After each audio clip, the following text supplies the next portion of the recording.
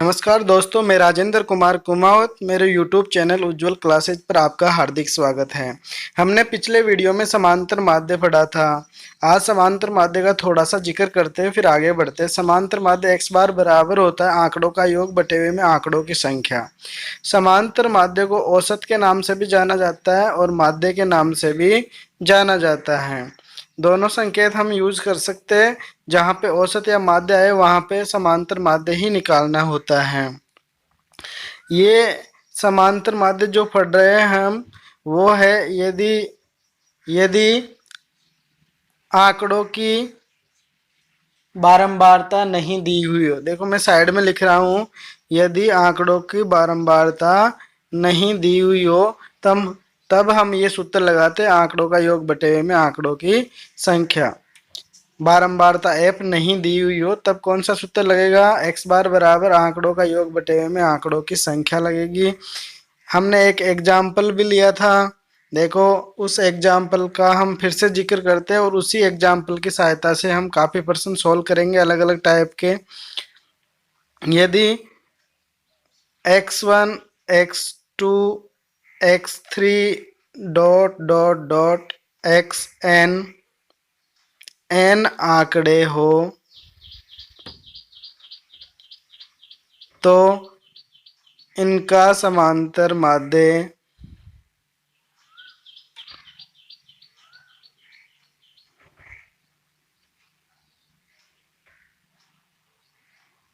x बार बराबर समांतर माध्य x बार बराबर x1 plus x2 plus x3 plus x4 dot dot xn बटे हुए में n। क्योंकि n आंकड़े हैं तो हम क्या रखेंगे? n रखेंगे। समीशन फॉर्म में हमने लिखा था समीशन x बटे हुए में क्या आएगा? n आएगा। समीशन x बटे हुए में n। यहाँ तक हमने पिछले वीडियो में पढ़ा था और एक एग्जाम्पल भी लिया था। 5 7 9 11 का समांतर माध्य यानी कि x बार क्या होगा? सूत्र क्या होता है? आंकड़ों का योग बटे हुए में आंकड़ों की संख्या। यहाँ पे आंकड़े 5 7 9 11 हैं, इनको जोड़ लेंगे और बटे हुए में क्या लिखेंगे? 4। क्योंकि 4 आंकड़े हैं तो हमने लिख दिया 4। तो यहाँ पे आ गया 32 बटे हुए में 4। 5 7 9 11 का योग कितना होता है? 32 होता है। तो 4 का भाग दिया 8 आ गया। नेक्स्ट क्वेश्चन पे बढ़ते हैं हम। देखो 5, यहाँ पे 7 की जगह मैंने x लिख दिया है। 9 11 का समांतर माध्य 8 है। तो x का मान क्या होगा? x का मान क्या होगा? देखो सेम वही पर्सन है। यहाँ पे 7 की जगह मैंने x लिख दिया है और समांतर माध्य पहले से दे दिया है। सूत्र क्या होता है? समांतर माध्य बराबर x बार आंकड़ों का योग बटे हुए में आंकड़ों की संख्या होती है। समांतर माध्य का सूत्र आंकड़ों का योग बटे हुए आंकड़ों की संख्या होती है। तो ऊपर हम आंकड़ों का योग करेंगे और नीचे आंकड़ों की संख्या लिखेंगे। हमारे पास यहाँ पे आंकड़े कितने? 5 x 9 और 11, 4 आंकड़े हैं। आंकड़ों का योग कर देते हैं। समांतर माध्य पहले से दिया हुआ है, उसकी जगह 8 लिखेंगे। योग देखो 5 प्लस x प्लस 9 प्लस 11 बटे हुए में 4। क्योंकि हमें x बार का मान 8 दे रखा है इसलिए x बार की जगह 8 रख लिया हमने। ऊपर वाले प्रश्न में x की जगह 7 दिख रहा है हमें और इसका उत्तर तो 7 ही आना है। देखो कैसे निकलेगा 7। यहाँ पे बटे हुए में 1 रख सकते हैं और क्रॉस गुणा करेंगे। तिरछा गुणा बोलते हैं इसको, वज्र गुणन बोलते हैं हम। तो पहले हम क्या करेंगे? इनको ऐड कर लेते। ऊपर 5 प्लस x प्लस 9 प्लस 11 है, इनको जोड़ लेंगे। 5 और 9 कितने हो गए? 14 हो गए और इसमें 11 जोड़ेंगे तो कितने बन जाएंगे? 25 बन जाएंगे। और x पहले से विद्यमान है तो 25 प्लस x हो गया और बटे हुए में क्या आएगा? 4। ऐसे के ऐसे ही आ जाएगा। और इधर 8 बटे 1 है तो क्रॉस गुणा करने पर हमें प्राप्त होगा 25 प्लस x बराबर 8 चौक 32। अब देखो पक्षांतरण करेंगे तो 32 माइनस 25 बन गया, 25 उधर जाके माइनस का हो गया, 32 में से 25 जाएगा तो 7 आ गया और x बराबर 7 आंसर आ गया। चलते हैं हम नेक्स्ट टाइप में। इस प्रकार से क्वेश्चन आ सकता है। देखो नया क्वेश्चन ले रहे हैं हम। 5 7 9 11 का समांतर माध्य 8 है। 5 7 9 11 का समांतर माध्य 8 है। यदि प्रत्येक संख्या में 3 जोड़ा जाए तो नया समांतर माध्य क्या होगा? प्रत्येक संख्या में 3 जोड़ने पर नया समांतर माध्य क्या होगा? हल स्टार्ट करते हैं इसका। देखो पूर्व में जो संख्या है 5 7 9 और 11 है। पूर्व में जो संख्या है वो 5 7 9 11 है। प्रत्येक में 3 जोड़ने पर निम्न संख्याएं प्राप्त होती है हमें। निम्न संख्याएं प्राप्त होती है हमें।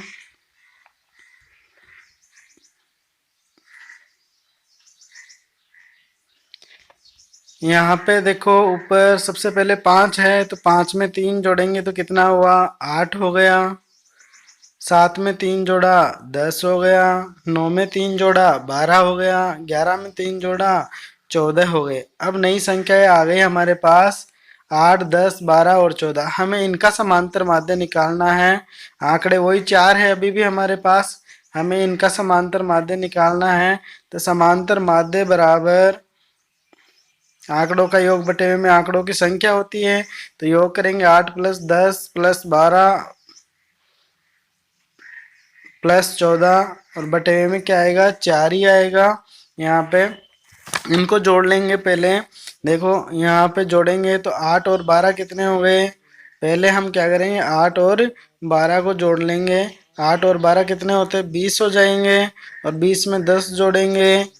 20 में 10 जोड़ेंगे 30 बन गए। और 30 में 14 जोड़ेंगे तो 44 बन गए। 44 बटे हुए में क्या है? 4 है। 44 में 4 का भाग देंगे तो 11 आ गए। देखो नया समांतर माध्य क्या आ गया? 11 आ गया। पहले x बार बराबर कितना था हमारे पास? 8 था। x बार बराबर 8 था। और नया x बार क्या आया है हमारे पास? नया x बार आ गया 11, जो कि इस प्रकार से लिखेंगे 8 प्लस 3। यानी कि ये क्या बन गया? पहले से 3 बढ़ गया। पहले से 3 बढ़ गया। प्रत्येक संख्या में 3 जोड़ने पर समांतर माध्य 3 बढ़ गया। पूर्व माध्य से 3 बढ़ गया। तो हम इसको इस प्रकार से लिख सकते हैं। हमने यहाँ देखा है कि प्रत्येक संख्या में 3 जोड़ने पर समांतर माध्य पूर्व माध्य से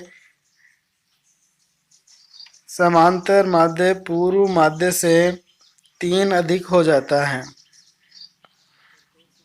हमने यहाँ देखा है कि प्रत्येक संख्या में 3 जोड़ने पर समांतर माध्य पूर्व माध्य से 3 अधिक हो जाता है। स्पष्ट दिखाई दे रहा है कि समांतर जो माध्य था प्रत्येक संख्या में 3 जोड़ने पर पूर्व से 3 अधिक हो जाता है। देखो यहाँ पे मैंने लिख दिया है पूर्व से 3 अधिक हो जाता है।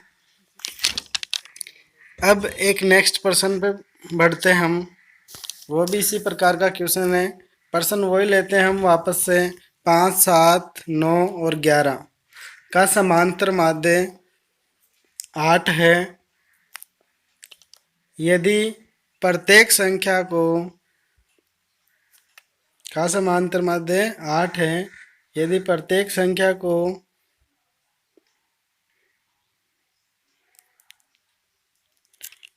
3 से गुणा किया जाए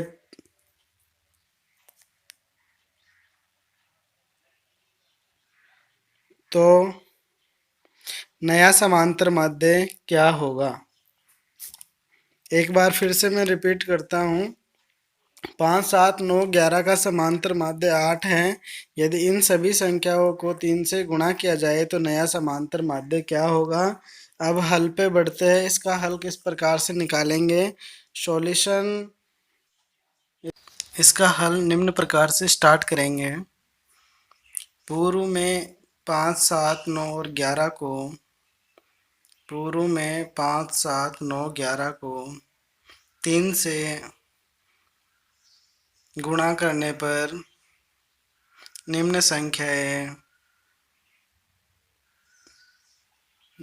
संख्याएं प्राप्त होती हैं। देखो यहाँ पे 5 को 3 से गुणा करेंगे, 5 इंटू 3 15 बन गया। 7 को 3 से गुणा करेंगे 21 बन गया। 9 को 3 से गुणा करेंगे 27 बन गया। और 11 को 3 से गुणा करेंगे 33 बन गया। अब हमें समांतर माध्य इन नई संख्याओं का निकालना है। तो आंकड़ों का योग बटे में आंकड़ों की संख्या करेंगे तो 15 प्लस 21 प्लस 27 प्लस 33 बटे में 4 आएगा। इनको जोड़ेंगे तो यहाँ पे जोड़ने पर क्या, 3 और 7 10, 10 और 1 11, 11 और 5 16, 16 का 6 आएगा। फिर यहाँ पे 3 2 5, 5 2 7, 7 1 8, 1 ऊपर वाला 9, 96 बना अपॉन में 4। इसको डिवाइड करेंगे हम यहाँ पे, तो यहाँ पे आ गया हमारे पास 24। 96 को 4 से डिवाइड करने पर आंसर प्राप्त हुआ है हमें 24। पहले हमारे पास समांतर माध्य x बार बराबर था 8, और अब नया जो x बार आया है, नया जो समांतर माध्य है वो 24 है। जो 24 को हम कैसे लिख सकते हैं, 8 इंटू 3 लिख सकते हैं। यानी कि यहाँ पे हम ये कह सकते हैं प्रत्येक संख्या को 3 से गुणा करने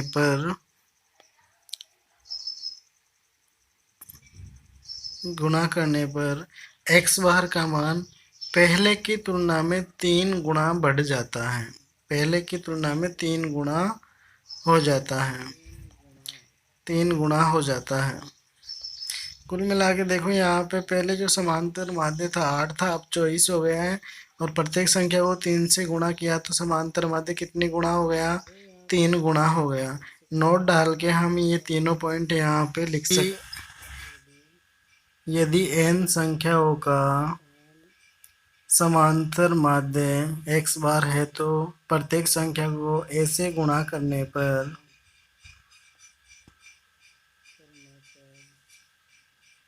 नया समांतर माध्य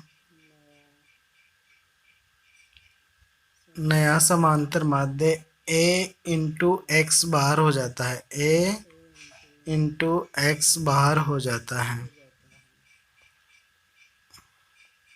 इसी प्रकार से दूसरा पॉइंट हम लिख सकते हैं, प्रत्येक संख्या में a जोड़ने पर नया समांतर माध्य x बार प्लस a हो जाएगा। देखो हम इस प्रकार से लिख सकते हैं, प्रत्येक संख्या में a जोड़ने पर नया समांतर माध्य x बार प्लस a हो जाएगा, x bar plus a। Point number 3 भी इसी प्रकार से लिखा जा सकता है, प्रत्येक संख्या में a घटाने पर नया समांतर माध्य x बार माइनस a हो जाता है। ये तीनों ही पॉइंट बहुत ही इम्पोर्टेंट होते हैं कंपटीशन की दृष्टि से भी। अब हम समांतर माध्य पढ़ेंगे। समांतर माध्य, ये कौन सा केस पढ़ रहे हैं हम, सेकंड वाला केस पढ़ रहे हैं। जब आंकड़ों का बारंबारता बंटन दिया हुआ हो, यानी कि फ्रीक्वेंसी f दी हुई होती है, x1 x2 x3 xn के साथ उनकी आवृत्ति भी दी हुई होगी, f1 f2 f3 fn।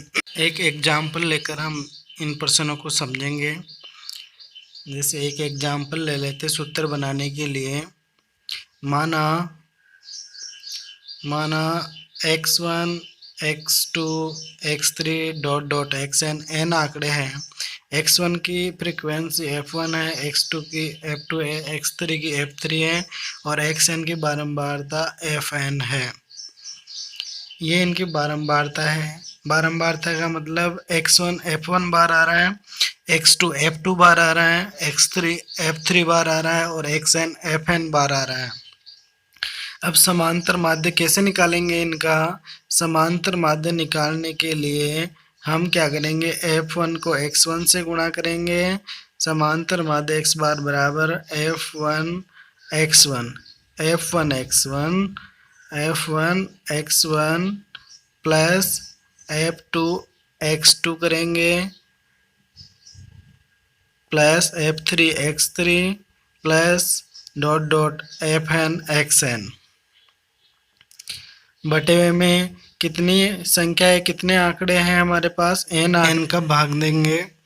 और यहाँ पे हम देखेंगे कि जो एन है हमारे पास, जो एन दिख रहा है ये क्या है, F1 F2 F3 dot dot Fn का योग है। यानी कि n को मैं क्या लिख सकता हूँ, n बराबर हम लिखेंगे n बराबर ये क्या है, F1 plus F2 plus F3, F1 plus F2 plus F3 plus dot dot dot Fn है। दिए हुए सूत्र को समीशन फॉर्म में निम्न प्रकार से लिख सकते हैं हम। ऊपर वाले सूत्र को समीशन फॉर्म में निम्न प्रकार से लिखेंगे, summation F i x I upon summation F I, summation F i x I upon summation F I की फॉर्म में इसको लिख सकते हैं। सूत्र पर आधारित एक प्रश्न करेंगे हम। निम्न बारंबारता बंटन का हमें समांतर माध्य ज्ञात करना है। बारंबारता बंटन निम्न प्रकार से है। ये क्वेश्चन यहाँ पे हम लिख लेते हैं। इसी क्वेश्चन को हमें सोल्व करके सूत्र की सहायता से समांतर माध्य ज्ञात करना है। X i f i, x i की वैल्यू है 1 2 3 4 5 6 इस प्रकार से है, और एफ आई का मान निम्न प्रकार से है। इसका हम समांतर माध्य ज्ञात करेंगे जो अभी सूत्र बताया था उसकी सहायता से। देखो बंटन का माध्य पूछ रहा है, माध्य का मतलब क्या है, वही समांतर माध्य है। बंटन का माध्य का मतलब भी क्या है, समांतर माध्य है। तो यहाँ पे हम इस प्रकार से टेबल बनाएंगे। इसमें 3 स्तंभ होंगे। एक स्तंभ बनेगा एक्स आई का, और दूसरा स्तंभ बनेगा हमारे पास एफ आई का, दूसरा स्तंभ बनेगा एफ आई का, और तीसरा स्तंभ बनेगा एफ आई एक्स आई का। यानी कि एफ आई वाले स्तंभ को एक्स आई वाले स्तंभ से गुणा कर देंगे। एक्स आई वाले स्तंभ में हम एक्स आई के मान रख देंगे 1 2 3 4 और 5, और एफ आई के मान रखेंगे यहाँ पे। एफ आई का मान 1 के सामने क्या है, 2 है। एफ आई की वैल्यू 1 के सामने 2, फिर 5 6 4 2 2 इस प्रकार से ये वैल्यू इसमें पुट करेंगे। एफ आई एक्स आई का मतलब इन दोनों को गुणा करके लिखना है। यहाँ पे 2 आ गया, 10 आ गया, फिर 18, 4 इंटू 4 कितना होता है, 16 होता है। 5 इंटू 2 बराबर क्या आएगा, 10 आ जाएगा। यहाँ पे 6 इंटू 2 कितना हो गया, 12। इनका मतलब समझ लेना, 1 इंटू 2 है, 2 इंटू 5 है, 3 इंटू 6 है, 4 इंटू 4 है, और 5 इंटू 2 है। 5 इंटू 2 इसी प्रकार से 6 इंटू 2 है। हम साइड में एक सूत्र लिख लेते हैं। सूत्र क्या होता है समांतर माध्य का, पहले हम एक सूत्र लिखेंगे। समांतर माध्य बराबर एक्स बार, ये क्या हुआ, एक्स बार का मान हुआ समीशन एफ आई एक्स आई बटे वे में समीशन एफ आई। जहाँ जहाँ पे समीशन लगा हुआ है उस स्तंभ को हमें जोड़ना है। तो समीशन इसमें एफ आई एक्स आई में लगा हुआ है, तो इनको हम जोड़ेंगे तो हमारे पास इसकी वैल्यू आ गई 68। इसी प्रकार से समीशन एफ आई वाले को जोड़ेंगे, हम एफ वाले कॉलम को जोड़ेंगे, इसकी वैल्यू आ गई हमारे पास 21 यानी कि 21। सभी मान इधर सूत्र में रखेंगे। समीशन एफ आई एक्स आई का मान हम सूत्र में रखेंगे 68 यानी कि 68 वैल्यू रखेंगे, और समीशन एफ आई का मान रखेंगे हम 21। तो देखो क्या बनता है, एक्स बार बराबर 68 अपॉन 21। 68 में 21 का भाग देंगे तो 3.23 आएगा। क्या आएगा, 3.23, जो कि हमारा आंसर होगा। 68 में हमने भाग दे दिया 21 का, तो 3.23 इसका करेक्ट आंसर हो गया है। इसी सूत्र पर आधारित एक नई टाइप का क्वेश्चन करेंगे, वो भी बहुत ही इम्पोर्टेंट है। यदि निम्न बारंबारता बंटन का समांतर माध्य 21.5 है, यदि निम्न बारंबारता बंटन का समांतर माध्य 21.5 है तो x का मान ज्ञात करो। बारंबारता बंटन देखो निम्न प्रकार से है। यहाँ पे हमें x का मान ज्ञात करना है। f के मानों में एक मान अज्ञात है जहाँ पे x लिखा हुआ है, इसका मान ज्ञात करना है। सेम उसी प्रकार से इसमें भी हम 3 स्तंभ बनाएंगे। पहले स्तंभ में एक्स आई लिखेंगे और दूसरे स्तंभ में हम एफ आई लिखेंगे, और तीसरे स्तंभ में एफ आई को एक्स आई से गुणा करके लिखेंगे। पहले स्तंभ में हम एक्स आई वाले मानों को लिख देंगे और दूसरे स्तंभ में हम एफ आई वाले मानों को लिखेंगे और तीसरे स्तंभ में हम एफ आई को एक्स आई से गुणा कर करके लिखेंगे। 5 इंटू 6 30 बना, 15 इंटू 4 60 बनेगा, 25 इंटू 3 बराबर 75, 35 इंटू एक्स, यहाँ पे डबल एक्स आ रहा है, इस बीच वाले एक्स का मतलब गुणा है, 35 इंटू एक्स बन गया। 45 इंटू 2 बराबर में क्या आएगा 90। अब देखो समीशन एफ वाले को हम जोड़ेंगे, ओ सॉरी एफ वाले कॉलम को जोड़ेंगे, इसका योग आ गया 15 प्लस एक्स और दूसरे वाले का योग आ गया यहाँ पे इनको जोड़ेंगे तो इनका योग आएगा 255, 255 plus 35 x, 255 plus right side में हम सूत्र लिख लेंगे। सूत्र क्या होता है, एक्स बार बराबर summation F i x I upon summation F I. जहाँ जहाँ समीशन लगा हुआ होता है उसी कॉलम को हम जोड़ते हैं, ये ध्यान रखना है। एक्स बार की वैल्यू 21.5 है, ऊपर दे रखी है, वो रख दी मैंने। समीशन एफ आई का मान हमें दे रखा है 255 प्लस 35 एक्स, 255 प्लस 35 एक्स। यहाँ पे क्या लिख दिया, बटे हुए के अंदर हम समीशन एफ आई की वैल्यू रखेंगे, जो वैल्यू है हमारे पास 15 प्लस एक्स, तो बटे हुए में आ जाएगा 15 प्लस एक्स। यहाँ पे जो एक्स हम लिख रहे हैं इसका मान हमें ज्ञात करना है, तो यहाँ पे मान ज्ञात करने के लिए हम 21.5 के नीचे एक मान के क्रॉस गुणा करेंगे। क्रॉस गुणा करने पर यह आएगा 255 प्लस 35 एक्स और इधर ये 21 गुणा होगा 15 प्लस एक्स से, तो ये बनेगा 322, 322.5, 322.5, फिर प्लस एक्स गुणा होगा 21.5 से, तो क्या आ जाएगा 21.5 इंटू एक्स। अब हम पक्षांतरण करेंगे, 35 एक्स में से इधर आके ये घटेगा 21.5 एक्स बराबर 322.5 में से घटेगा 255।